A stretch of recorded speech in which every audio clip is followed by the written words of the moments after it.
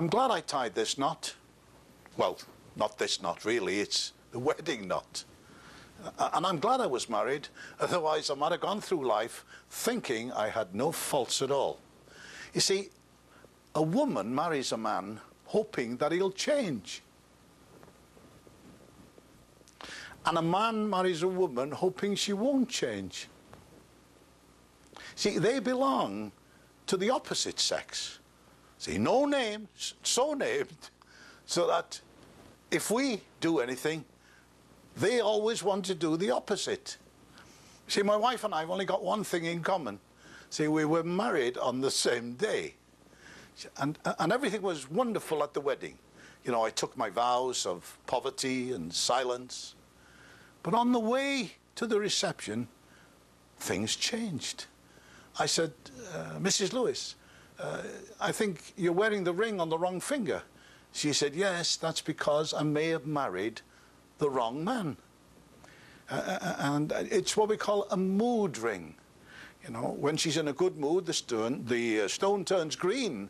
And when she's in a bad mood, of course, it leaves a nasty red mark on my cheek. And she's a bit of a magician. You know, she can turn anything into an argument.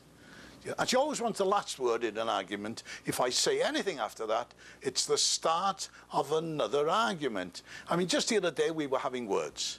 Well, I was giving her words. She was giving me paragraphs. And eventually she said, it's too late to agree with me now because I've already changed my mind.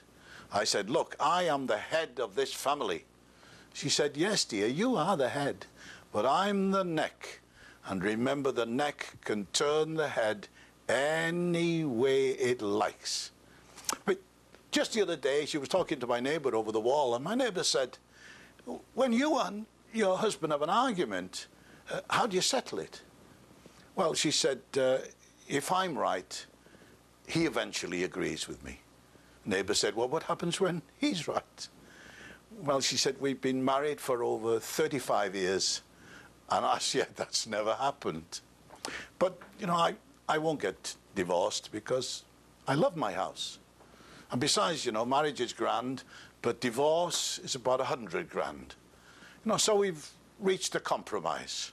All she has to do is to know what to forget. And all I have to do is to know what to remember. And to make sure that I won't forget what I have to remember, she has bought me this scarf. And she says, every day I want you to tie a knot in it, sort of a forget-me-not.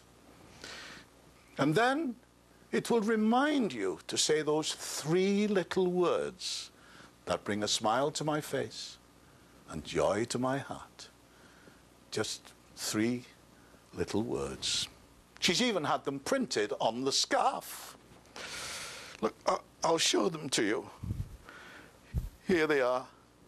Yes, my dear.